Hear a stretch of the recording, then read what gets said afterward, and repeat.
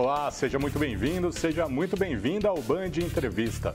Hoje nós vamos falar sobre o transtorno do espectro autista e para isso a gente traz aqui o doutor, o desembargador do Tribunal Regional do Trabalho da 15ª Região, doutor Fábio Bueno de Aguiar. A gente vai conversar com ele a respeito disso, também a respeito da legislação que tem em torno desse tema. Doutor, seja muito bem-vindo aqui ao Band Entrevista.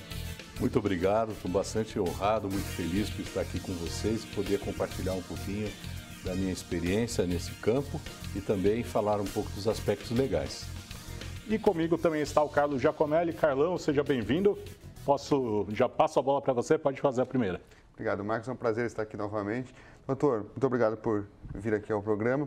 Eu queria começar já para as pessoas que estão em casa, né, entenderem um pouco, há ainda muita dúvida sobre o autismo, né, em relação à questão dos níveis, né, do moderado, do mais grave, do mais leve, e como perceber isso. A gente percebe, por exemplo, muitas pessoas descobrindo que tem o aspecto autista depois de muitos anos, né, ou até na terceira idade mesmo, descobrindo isso, como aconteceu com uma jornalista inglesa que eu estava lendo essa semana.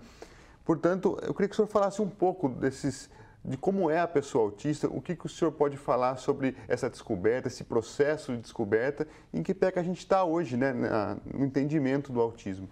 Bom, em primeiro lugar, né, hoje a denominação atual é o transtorno, pessoas no transtorno do espectro do autismo, né, que se denomina simplesmente autistas. A Lei 12.746, de 2012, ela regulamentou essa condição como uma deficiência. Porque você pode imaginar assim, que até a promulgação dessa lei, não havia nada que disciplinasse essa condição, não é?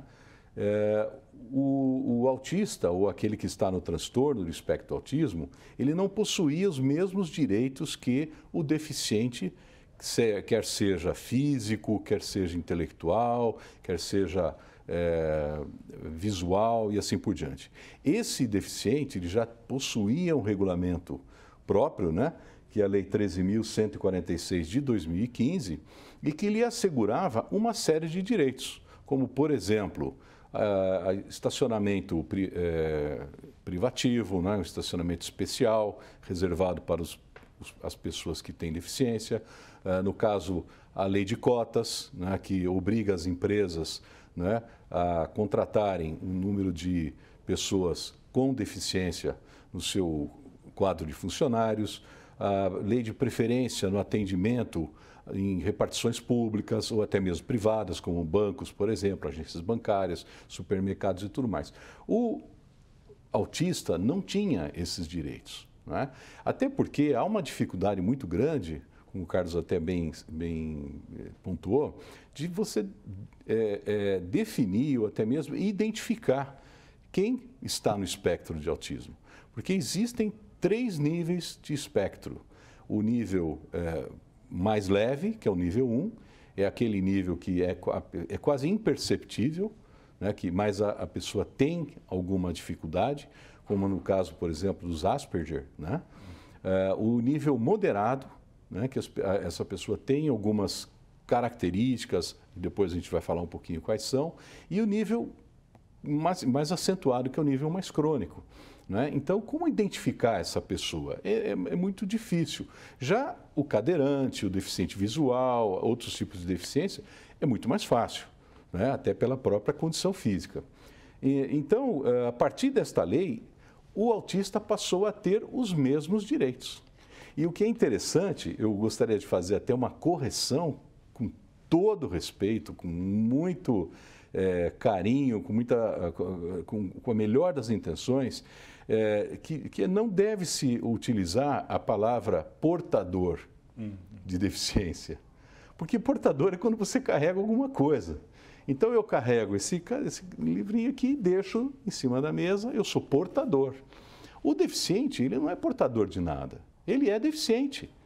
Então, também usar a denominação especial é uma denominação equivocada, inclusive pelas convenções internacionais.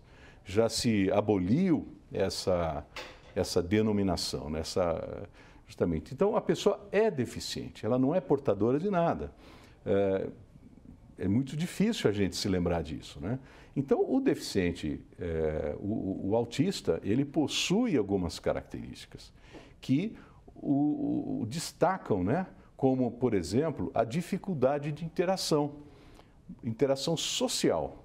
O autista, e aí eu falo não como médico, como profissional da saúde, porque eu não sou, né? Eu falo por experiência própria. Eu tenho uma filha que está no transtorno de espectro do autismo, então eu estudei, visualizando, tentei aprender com os médicos, com a própria escola da minha filha e tudo mais. Então eu percebo que ela tem essas características. Uma literalidade no comportamento que é assim, até marcante. De repente você fala, está chovendo canivetes. Eles vão lá fora e vão procurar o canivete. Está chovendo para cachorro, né? Vai lá fora. Por quê? Porque eles interpretam ao pé da letra, né? Existe também um apego muito grande a rotinas. E é interessante, porque a minha filha, a Mariana, em alguns momentos, ela, por exemplo, vai dormir, ela deixa o chinelo dela ao lado da cama, um ao lado do outro, mas naquele ponto.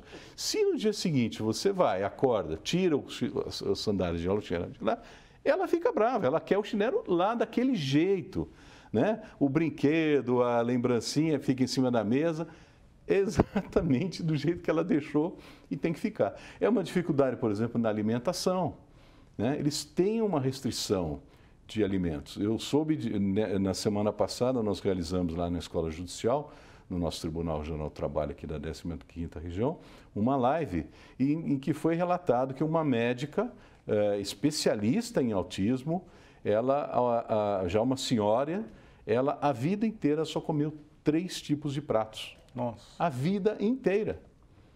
Então a minha filha, ela tem assim uma característica de querer sempre aquele prato. Então não é que fazer, mas é frescura, é enjoada, é uma característica deles, né? E por outro lado, é muito interessante a questão do caráter.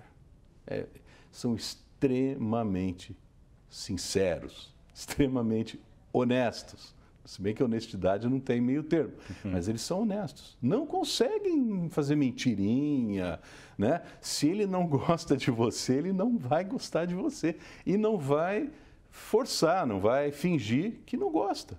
Eles são muito autênticos, né? Eles têm também um traço que eles não dirigem o olhar quando estão conversando, não falam olhando nos olhos. Eles olham para baixo, olham para o lado. Depois de muito tempo, quando a pessoa começa a se soltar, criar alguma intimidade, ele começa a olhar, mas não é o tempo todo. Então, essas características que eu tenho aí a vivência, né? Pelo fato de ter uma filha autista e também pelo fato de conviver com pais, de filhos também, amigos da minha filha, que fazem com que as pessoas tenham que ter um pouco mais de atenção, um pouco mais de cuidado, né? Para que elas não sejam alijadas, né? Sejam excluídas da vida social, do mercado de trabalho e assim por diante. O senhor falou, né, a respeito da sua filha, e como que foi a descoberta, né, do diagnóstico, né, quando teve o diagnóstico sobre o transtorno do espectro autista, e depois como foram os primeiros anos, o período de escola, quais foram os principais desafios que o senhor e a família inteira enfrentou nesse período? Hoje minha filha está com 28 anos, né? Ela nasceu em 1994, numa época que essa situação, enfim, o transtorno era absolutamente desconhecido, né? Não havia literatura, ou pelo menos essa literatura estava mais à disposição de quem era da área médica, da área psiquiátrica e tudo mais. E como eu disse também há pouco, era uma disfunção, né, neurológica que estava ligada à medicina, à área de saúde. Hoje não, hoje já é uma situação até multissetorial. Hoje se imagina que o autista, e até por força da lei, ele tem direito a tratamentos, ele tem tratamento precoce, né? Logo um diagnóstico precoce, um tratamento logo no início da doença, ele tem direito a uma escola, a acessar a escola pública, inclusive tendo um acompanhante, um profissional que deverá estar com ele para acompanhá-lo nas suas atividades. E com a Mariana, quanto mais cedo se apresenta essas marcas, né, esses sintomas do autismo, mais cedo começa o tratamento. E as chances de haver um déficit neurológico são muito menores. Né? Ela já nasceu com déficit neurológico por força de uma doença, de uma má formação do cérebro, né? Principalmente na parte frontal, onde está a parte cognitiva, né? A parte do raciocínio. Então, ela teve alguns prejuízos, né? E que, por exemplo, ela foi alfabetizada aos 16 anos. Né? Ela conseguiu manter um diálogo conosco, com os pais e com a irmã, com os avós, enfim, quase com 10 anos de idade. Né? Existe uma série de dificuldades que são naturais dessa disfunção. Né? A questão da hipotonia também. Minha filha caía muito. Ela tinha o tônus muscular das pernas dela era muito fraco. Né? E infelizmente, passamos por um dissabor quando quisemos colocá-la numa escolinha, até por recomendação do médico. Não, vai lá, é importante socializar. Eu acho que a escola até estava com boa vontade, né? Querendo realmente fazer valer aquela bandeira da inclusão, e nos disse, não, traga a Mariana aqui, a gente aceita tal. 2 dias depois, ele falou, vem buscar sua filha. Nós não temos condição de ficar com ela. Por quê? Porque ela caía muito. Então, mas se você se dispôs a recebê-la, por que não vai dar uma condição de ela se desenvolver aqui? Então, felizmente, acho que tirando essa situação, eu e minha mulher nunca passamos por uma situação de constrangimento tamanho. Mas foi uma dor muito grande.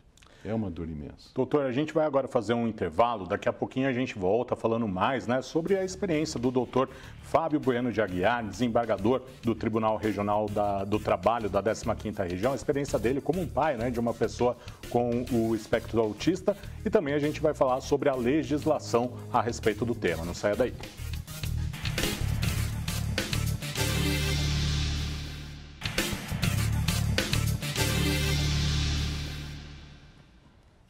Estamos de volta com o Band Entrevista. Hoje nós recebemos aqui em nossos estúdios o doutor Fábio Bueno de Aguiar, ele que é desembargador do Tribunal Regional do Trabalho da 15ª Região, pai de uma moça que tem ali o espectro do autismo, e também ele vai falar sobre a legislação agora, né, a respeito do autismo. E eu vou passar a bola agora para o Carlos fazer a pergunta. Doutor, eu queria saber um pouco sobre o mercado de trabalho, né? A gente falava da dificuldade das pessoas identificarem, mas já identificaram também há uma dificuldade de receber essa pessoa, né, com autismo no mercado de trabalho por vários aspectos. O senhor que é da área trabalhista, né, eu queria que o senhor falasse um pouco sobre essa dificuldade, se o senhor sente que isso tem evoluído também nos últimos anos. Não, perfeito. Eu não posso afirmar as estatísticas com as fontes corretas, mas eu li sobre isso. Hoje, 15% do total dos deficientes no Brasil somente são autistas. 15%. É muito pouco. Não é? E eu acredito, aí é uma opinião pessoal, que possa haver algumas justificativas para isso. Né?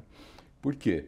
Porque se é obrigatória a contratação de deficientes dentro da lei de cotas, e é uma dificuldade muito grande para as empresas encontrarem profissionais também aptos, né, na condição de deficiente, que tenham interesse ou capacidade, até mesmo habilidades, experiência para ocupar as vagas, porque não é simplesmente dar a vaga e falar, olha, começa a trabalhar. Não é assim, tem que ter toda uma qualificação. né? Mas, no aspecto cognitivo, é muito mais tranquilo você lidar com algum deficiente que tenha alguma dificuldade física, mas a questão mental, intelectual está preservada. Porque o entendimento é como nós aqui estamos conversando, vai receber as ordens, vai interagir com os colegas, né? Ele tem a capacidade civil, né? Ele é dono dos seus próprios atos e assim por diante.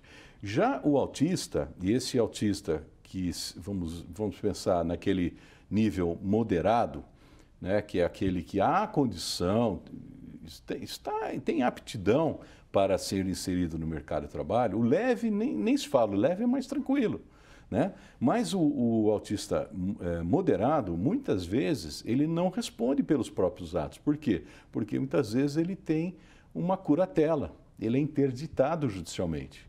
A minha filha, por exemplo, é interditada, nós interditamos a Mariana, né? Por questões de direito, né? Os direitos civis.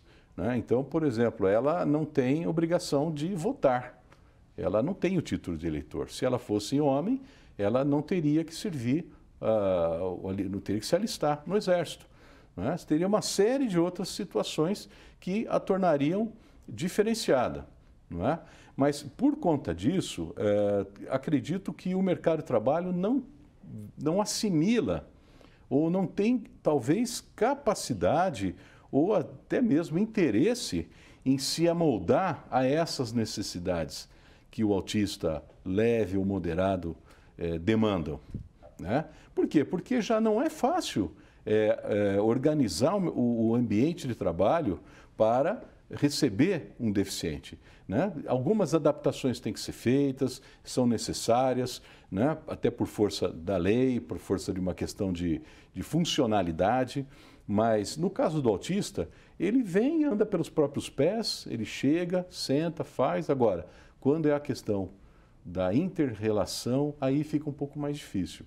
Eu vejo no meu tribunal e também na Justiça do Trabalho, em geral, eu fiz uma pesquisa sobre isso, sobre essas questões, a dificuldade de encontrar demandas judiciais ajuizadas por pessoas que estejam no espectro do autismo. Não é que não tenha, é porque é difícil ter empregados nessa condição. Eles não estão no mercado de trabalho. Né? Eu vi uma situação, eu peço aqui licença para vocês, falar rapidamente, uma moça que ela tinha sido demitida por justa causa, ou seja, quando ela comete uma falta grave e dá o direito do empregador dispensá-la sem o pagamento de aviso prévio, ele não levanta o fundo de garantia e assim por diante. O que aconteceu com essa moça? Ela vinha sendo alvo de repetidas ações de bullying pelos colegas de trabalho. Nossa. Ela vinha sendo alvo de chacota, né? Colegas fizeram algum tipo de um filminho, um vídeo e colocaram no Facebook, né? Colocando denominações pejorativas dessa moça. Então ela ia trabalhar e chorava, ela se trancava no banheiro e ficava chorando. Ela não conseguia trabalhar. Né? Até que chegou um determinado momento que ela não queria mais ir para o trabalho. E a mãe, com aquela preocupação toda, imagina o esforço que essa mãe teve que fazer para colocá-la numa empresa, para trabalhar a cabeça dessa menina, trabalhar junto à empresa, dar toda a condição para que ela fosse aceita nessa empresa e mais, se desenvolvesse. Porque o trabalho é para desenvolver, é para crescer, não é isso? É para se realizar. E chegando lá, a situação foi frustrante. A mãe dessa menina acabou conversando com ela e ela sempre desconversava, falava que estava cansada, que não era nada, mas até que a menina se abriu e contou. O que aconteceu? Ela foi falar com a gerente e a gerente disse, não tem nada disso aqui, nós já conversei com a minha equipe. E olha, gente, é uma empresa multinacional que na sua entrada tem lá missão, visão, valores. E a questão da integração, a questão da inclusividade, do tratamento inclusivo, está lá. Só que a cartilha é uma, na prática é outra. Então, o que aconteceu? A menina não voltou mais a trabalhar e foi dado abandono de emprego. Você percebe? Aí ela entrou com ação trabalhista e disse, não, eu não consegui voltar ao trabalho. E o juiz corretamente, a juíza corretamente, julgou procedente a ação, condenou a empresa, inclusive no pagamento de uma indenização por danos morais. E na época era 20 mil reais. Mas quando eu me deparei com essa situação, eu não era nem o responsável, o relator desse processo. Eu julguei, fiz parte da composição, porque são 3 desembargadores, os juízes que votam. Eu comentei com os colegas, eu fiz um voto à parte e dizendo assim, tudo isso que nós estamos conversando aqui, né? E aí eu sugeri que aumentasse a indenização. E aí dobrou, 40 mil reais. Que não é nada para essa empresa. Mas a questão é pedagógica. Compreende? Agora, de verdade, o que eu mais senti é por essa menina. Porque qual dificuldade que ela vai ter que enfrentar, pessoal, de pensar que vai voltar de novo ao mercado de trabalho, que ela pode até ter oportunidade, mas na cabeça dela vai ficar aquele trauma. Vai ficar pensando, será que vai ser igual? Será que vão zombar de mim? Então, gente, muitas vezes, e eu fiz um apelo, né, uma chamada à reflexão aos meus colegas magistrados, que percebessem essa história de dizer, é brincadeirinha, sabe? Não liga não. Ele é meio chato, ele é meio difícil. Gente, espera aí. Tem situações até de trabalhadores que eu tive esse caso, tomavam remédio para depressão, tarja preta. E era conhecido. O apelido dele era tarja preta. Nossa. E a juíza disse, não, mas isso foi coisa de, né, de amigos, né, coisa de... Não, tem que respeitar o ser humano na sua dignidade, né? Tem que ter empatia de se colocar no lugar do outro e pensar, e se fosse comigo? Ou se fosse com o meu filho? E assim por diante. Então, acho que com tudo isso, resumidamente, a Mariana é uma menina especial, no sentido não pejorativo de porque, como eu disse agora, mas é um presente de Deus. Ela tem uma garra, uma gana, uma vontade de aprender, uma vontade de crescer, né? Ela entra na internet, gente, ela aprende russo. Ela começa a falar, papai, russo, filha, como assim? Ela dança, ela faz sapateado, culinária. A culinária da Mariana, vocês estão convidados, porque toda terça-feira, uma terapeuta ocupacional, que é uma queridíssima amiga, a Veridiana Versese, ela vai na nossa casa e ela tem todo o trabalho com a Mariana. Escolha do cardápio, abre aquelas revistas de culinária, vamos fazer esse prato? Vamos fazer os ingredientes, então faz a Mariana escrever, agora a gente dá o dinheiro, vai até o supermercado, até a hora que é o clímax, que é o prato, né? É o menu. E a melhor parte de comer, né? E a melhor parte. E em torno da família, toda terça-feira. Então a Mariana se sente extremamente reconhecida, né? E eu gostaria mesmo de que todos tivessem essas oportunidades, né? Eu penso que nós enfrentamos as dificuldades naturais, né, do espectro, dessa condição dela, as dificuldades que a própria vida impõe, né, as limitações, mas ela é uma vencedora. E nós somos vencedores, né? Porque nós chegamos até aqui e só crescemos. Eu costumo dizer que ela fez muito melhor para a gente do que nós para ela. Doutor, eu queria agradecer muito a sua presença aqui no Band Entrevista. Tem que voltar outras vezes, porque tem muito assunto, né, para a gente ainda tratar a respeito disso. Muito obrigado e até uma próxima. Muito obrigado, Carlos. Muito obrigado, Marcos. E vai ser um prazer estar aqui novamente. Valeu, Carlão. Até a próxima, hein? Até a próxima, Marcos. E a gente volta, então, na semana que vem. Até mais.